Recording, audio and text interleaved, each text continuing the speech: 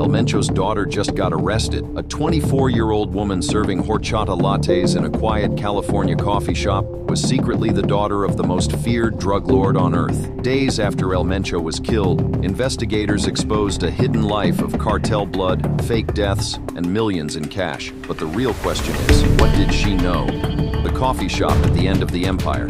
Picture this. It's a Tuesday morning in Paris, California. The kind of quiet morning where the air smells like warm tortillas and fresh coffee. A strip mall off Navajo Road. Nothing special about it. A nail salon. A convenience store. And tucked in the corner, a cozy little cafe with a hand-painted sign that says, "Love can wait, but food can't." Heart-shaped plates, iced horchata lattes, strawberry matcha, Mexican mochas, chilaquiles that regulars swear are the best in the entire Inland Empire. The woman behind the counter is 24 years old, approachable, low-key. Customers describe her as a normal, respectful person who runs a good business. She rarely discusses her personal life. She smiles. She takes your order. She hands you your drink on a heart-shaped plate. Her name is Laisha Oseguera Gonzalez, and her father was the most feared drug lord on the planet. El-Mencho, born Nemesio Ruben Oseguera Cervantes, was the supreme leader of the Jalisco New Generation Cartel, the CJNG. Not just a cartel boss, not just a drug trafficker, a man who commanded what experts called a heavily armed paramilitary force.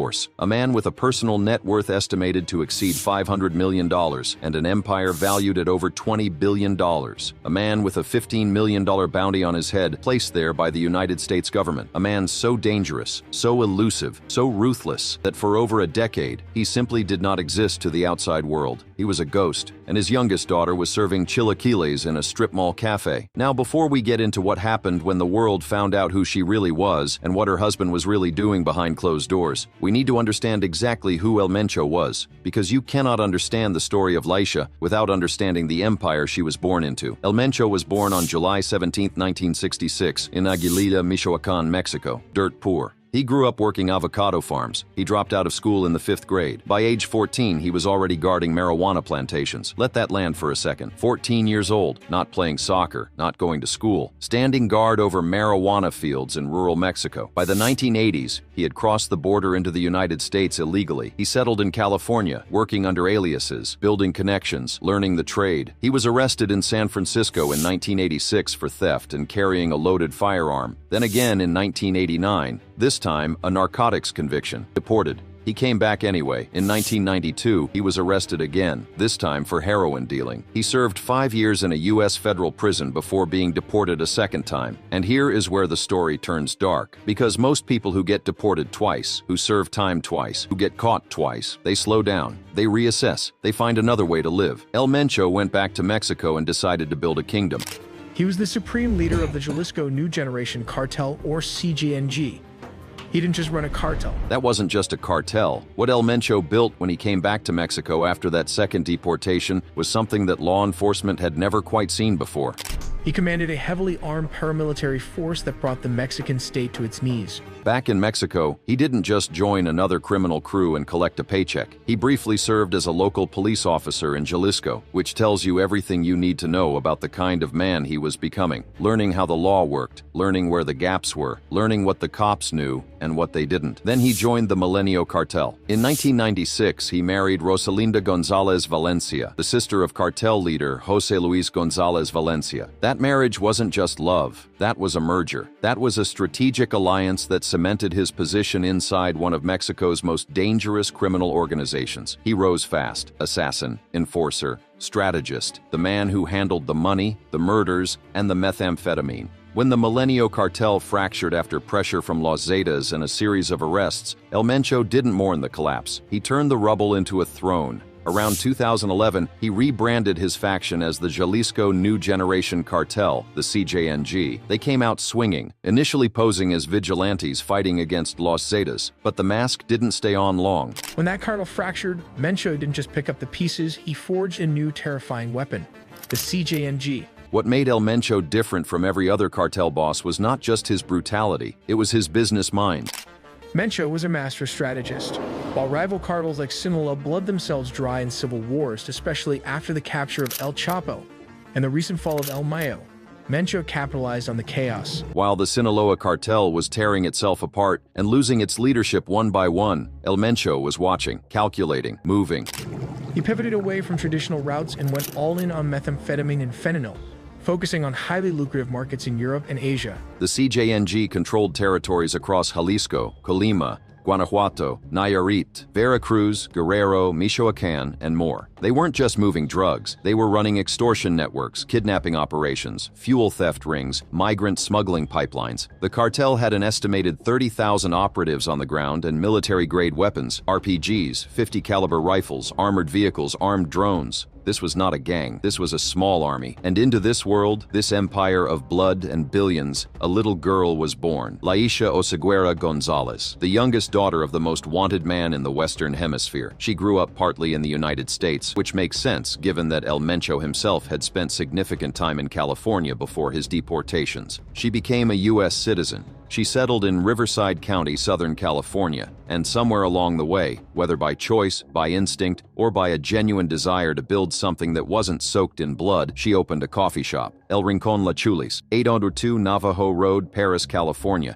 a Facebook page created in 2018. The doors opened somewhere around 2019. Iced horchata lattes, crepes, tortas, cheesecake, baguettes, conchas rellenas, prices from $2 to about $14. Regulars described the cafe as cozy and friendly, with polite staff and an inviting atmosphere. Nobody asked questions. Nobody knew anything. She was just a young woman who made great chilaquiles and kept to herself. But then came February 22, 2026. Mexican Special Forces, with the support of U.S. intelligence, descended on a fortified cabin compound in Tapalpa, Jalisco, a mountain resort town about 80 miles outside of Guadalajara, and the ghost, the man who had evaded capture for over a decade, was finally cornered. El-Mencho was dead by the end of that day, and a few days later a story broke in the New York Post that ripped the quiet lid right off of Laisha's little coffee shop in the Inland Empire. On March 4, 2026, the New York Post published an exclusive report identifying Laisha Oseguera Gonzalez as the owner and operator of El Rincón La Chulis in Paris, California. The internet exploded. The reviews on Yelp shifted overnight. Some customers flooded the page with accusations. Others defended her. The question everyone was asking was the same question that hangs over this entire story. Was this just a girl trying to live a normal life? Or was there something much darker underneath those heart-shaped plates? The husband, the house, and the hidden life. Here is what the headlines got wrong about Laisha Oseguera Gonzalez. They said she was hiding. They said she was running from something. They said the coffee shop was a front, a cover, a move straight out of her father's playbook. But the reality, based on everything investigators have actually established, is more complicated and more fascinating than that. Because while Laisha herself appears to have genuinely been trying to step away from the cartel world, the man she chose to marry was doing the exact opposite. His name is Cristian Fernando Gutierrez Ochoa. He goes by several aliases: El Gaucho, El Palomo, El-85. At the time of his arrest, he was between 37 and 39 years old, and he was one of the highest-ranking active members of the CJNG. He was also El-Mencho's son-in-law, and he was supposed to be dead. In 2023, Gutierrez Ochoa faked his own death in Mexico, reportedly with El-Mencho's direct assistance. The operation was elaborate. As far as the Mexican authorities were concerned, El Gaucho was gone, buried, no longer a threat worth hunting. But he wasn't dead. He was moving. He escaped through a tunnel under the border at Tijuana, the same kind of tunnel the cartels build to move drugs, weapons, and people across the US-Mexico line. Except this time, they used it to smuggle a ghost. He surfaced in California, and under the alias Luis Miguel Martinez, a social security number stolen from a deceased person, he obtained a California driver's license, a legitimate, official California ID, the kind that lets you rent a car, open a bank account, buy a house. In Riverside, California, just a short drive from Laisha's coffee shop, Gutierrez Ochoa purchased a $1.2 million, 5-bedroom home, not with a mortgage, not through a bank, in cash. The purchase was routed through a Mexican company called Pasión Azul S.A. de CV, an agave cultivation firm tied to the tequila industry. The DEA suspected it was a money laundering front for the CJNG. Think about that for a moment. A cartel boss fakes his own death, tunnels into the United States, steals a dead man's identity, and then pays $1.2 million in cash for a house in Riverside County through a fake tequila company. This is not someone laying low. This is someone moving assets. Authorities alleged that Gutierrez Ochoa was responsible for trafficking at least 40 tons of methamphetamine and 2 tons of cocaine into the United States. That is not a number worth glossing over 40 tons, 40,000 kilograms of methamphetamine moving across the border, reaching American cities, destroying American families, and he was doing all of this while living in a $1.2 million house in Riverside, pretending to be Luis Miguel Martinez. But that's not even the most chilling part. In 2021, the same year El-Mencho's wife, Rosalinda Gonzalez Valencia, was arrested for money laundering, Gutierrez Ochoa allegedly orchestrated the kidnapping of 2 Mexican Navy members, not to ransom them for money, not for information. He kidnapped 2 active military personnel and used them as bargaining chips to force the release of his mother-in-law. He kidnapped soldiers to get his wife's mother out of jail. Now here's what the DEA and federal prosecutors were sitting on by 2024. In November 2024, Gutierrez Ochoa was arrested in Riverside, California. The man who was supposed to be dead, who was living under a stolen identity in a cash-bought mansion, was finally in handcuffs. When authorities searched the couple's home, they seized over $2 million in cash, luxury watches, artwork, cars, and designer bags. $2 million in cash in the house, along with the watches, the art, the cars, the bags. This was the life Laisha was living, in the shadow of all of this, while serving horchata lattes in a strip mall in Paris. Gutierrez Ochoa was convicted and sentenced to 11 years in federal prison in December 2025. And Laisha? She was not charged. She has no known legal issues of her own. Prosecutors drew a line between what her husband was doing and what she was doing, and on her side of that line, there was a coffee shop. But to understand Laisha's world fully, you have to understand the family she came from, because El-Mencho and Rosalinda didn't just raise one child who ended up tangled in all of this. They raised a dynasty. Laisha has an older sister, Jessica Johanna Oseguera Gonzalez, known as La Negra, a dual U.S.-Mexican citizen born in San Francisco. Jessica's story is a direct cautionary tale about what happens when cartel money flows through legitimate businesses. Between 2015 and 2017, Jessica conducted financial transactions with CJNG-linked businesses in violation of the Foreign Narcotics Kingpin Designation Act. Those businesses included bars, sushi restaurants, and a tequila brand called Ons Black. The money flowing through those companies was tied to fentanyl, cocaine, and other drug proceeds. She pleaded guilty to 5 counts of money laundering. She served about 25 months of a 30-month sentence and was released in March 2022. Jessica reportedly visited Laisha's coffee shop last year. Then there's the brother, Ruben Oseguera Gonzalez. El-Menchito was extradited to the United States in 2020 and sentenced to 30 years in federal prison on drug trafficking and weapons charges.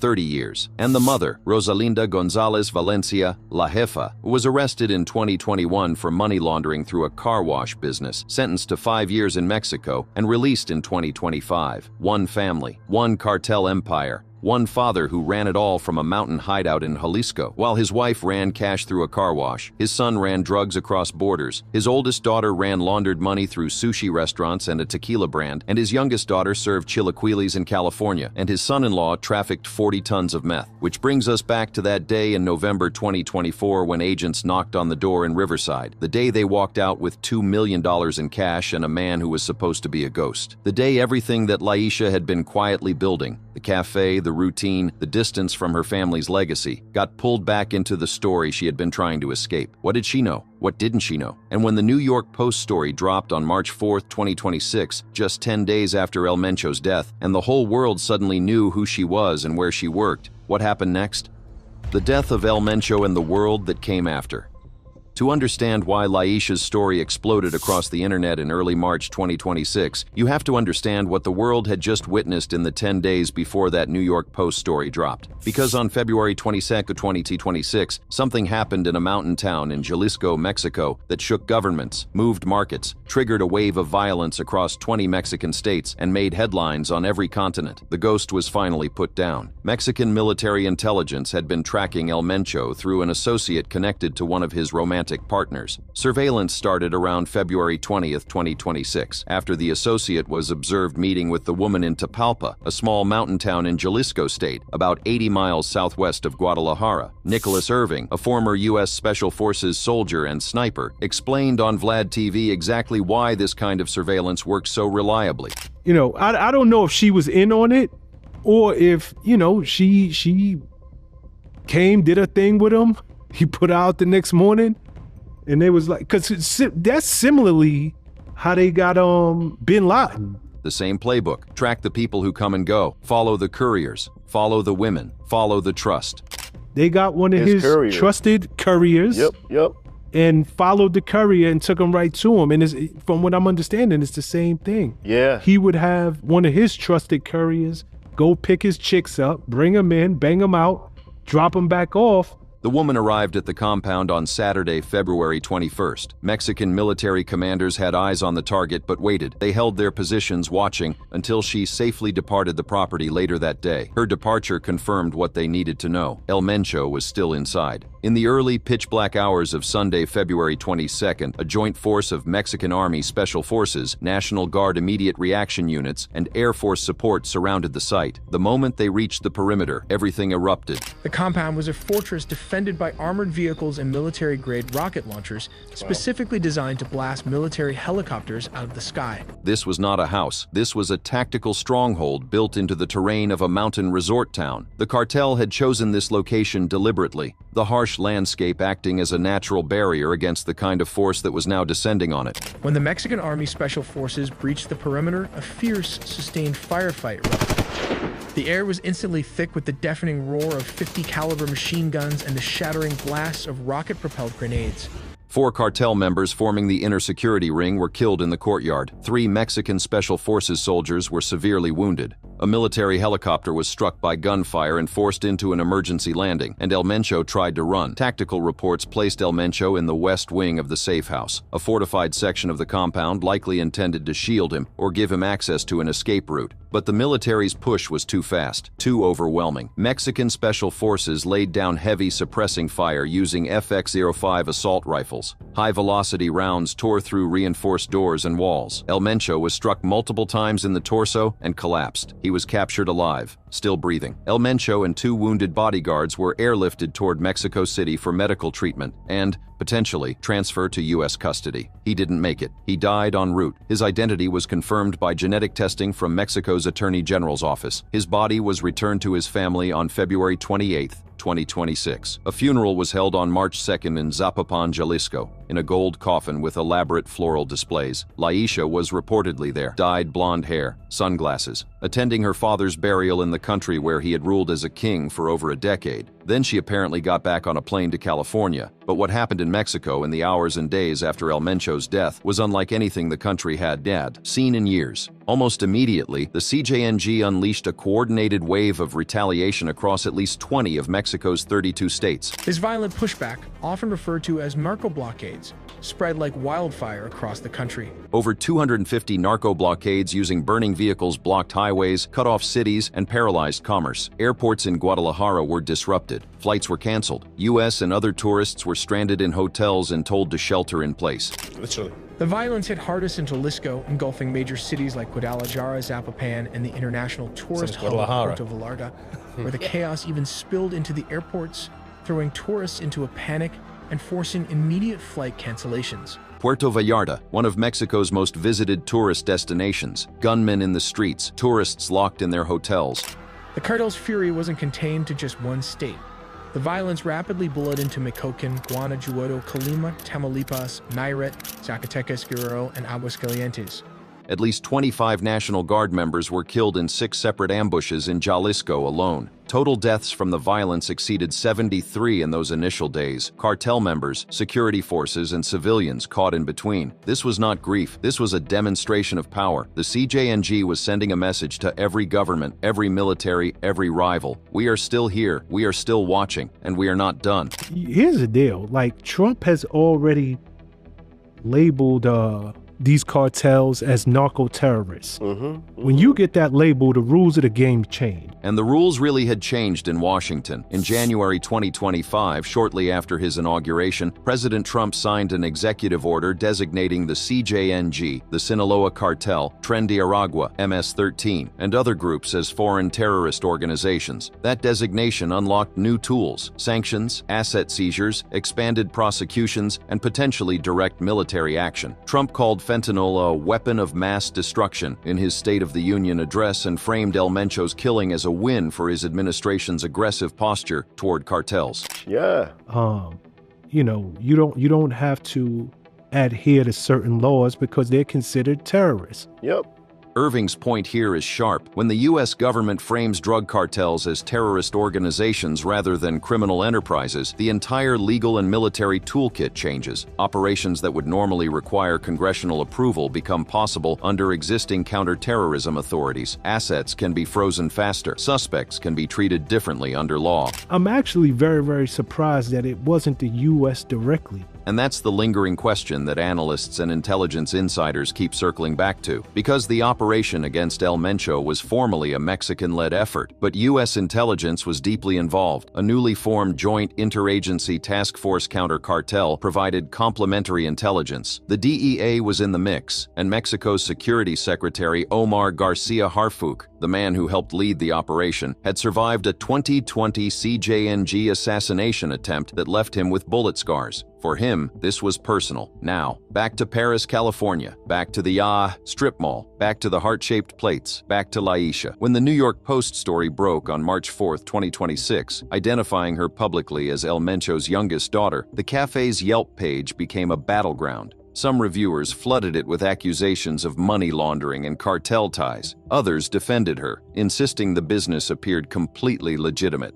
When reporters arrived at El Rincón La Chuli shortly after the story dropped, staff and regulars said they had no idea about her family background, and Laisha herself was reportedly absent from the cafe, possibly still in Mexico after her father's funeral. Authorities have not linked the coffee shop to any criminal activity. No charges have been filed against Laisha. She has no known legal issues. But here is the question that nobody can fully answer, and it's the question that sits at the center of this whole story. Can you be born into something like this and just walk away? Her mother ran money through a car wash, arrested. Her sister ran money through sushi restaurants and a tequila brand, convicted. Her brother ran drugs across borders, 30 years in federal prison. Her husband trafficked 40 tons of meth through a company selling agave, 11 years in federal prison. Her father commanded the deadliest cartel in the Western Hemisphere from a mountain compound surrounded by RPGs and armored vehicles, killed in a military raid. And Laisha made coffee drinks in Paris, California, on heart-shaped plates. Experts who study cartel families point out that this pattern, where one family member seeks total separation from the criminal enterprise, is not unheard of, but it is rare, and it almost never goes unnoticed forever. What we know for certain is this: the world now knows her name. The world now knows where she works. The story that she managed to keep quiet for years, the story of who her father was and what her husband was doing, is no longer quiet. And as analysts warn that El-Mencho's death could trigger a violent succession war inside the CJNG, with multiple factions fighting for control of a $20 billion empire, the question of where Laisha stands in all of that becomes more urgent. Not because investigators have found evidence against her, but because in that world the families of the powerful are never truly invisible. Her father is buried in a gold coffin in Zapopan. Her husband is in federal prison. Her brother is in federal prison. Her sister did federal time. Her mother did Mexican prison time. And Laisha Oseguera Gonzalez is, as far as anyone officially knows, still running a coffee shop in Paris. Heart-shaped plates, horchata lattes, and the last name of the man who built the most violent drug empire Mexico ever produced. Loved this video? Click on this card for more.